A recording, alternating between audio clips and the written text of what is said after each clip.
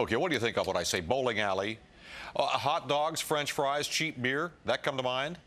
Well, chef and restaurateur David Burke wants to change that. He's bringing his high-end cuisine to Bowlmor lanes. David and his director of brand strategy, Coley Edison, join us with a taste of what we can expect. Welcome, both of you. Are either of you bowlers? You know what? I bowled a pretty good game a couple weeks ago. You did? Yeah, 150, which is not that good. But how about you, Coley? Do you bowl? I've broken 100 a couple times. Hey, good for you. Yes. Actually, you know, Sue Simmons, my partner here, has bowled almost close to a 300. I bowled with her once during a Wednesday's Child segment. I'm surprised you tried again. She's tough stuff. Anyway, what made you decide that you wanted to take your special skills into the bowling alley? Well, you know, Tom Shannon, who is the founder and president of the company, came to me and asked me if I was interested in helping redesign and design a new restaurant called Stadium Grill in this bowling alley, which they have one downtown. So I asked him where, and he brought me to the old New York Times building, showed me the space, 90,000 square feet, which was it's a massive project. It hasn't been open that long, has it? It opened in November, which is the busiest time of year for parties, and so it's a great party venue. And I decided I'd take the challenge and try to incorporate some of my style into what people do expect at a bowling Let's talk about some of this. These are some of the dishes you can get. And can you get them if you're on the lanes, or do you have to be in the restaurant? Most of these dishes you can get on the lanes. Most of the lanes dishes are more finger-friendly, so you're not using as much silverware. So there's pizza, there's dumplings, there's spring rolls, maybe a more modern-day Frank in a blanket. And the crab cake, for example, would be smaller bites, so that's easier. So you're not using as much silverware, but the same style. Camera's not quite on this one, right? Oh, here we are. That's a gazpacho with a shrimp quesadilla.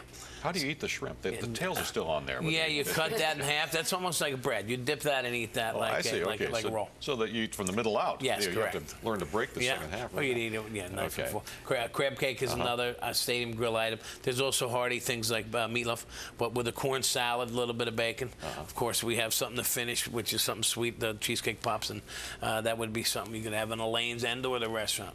Now, I've got a question. Does better food improve your score?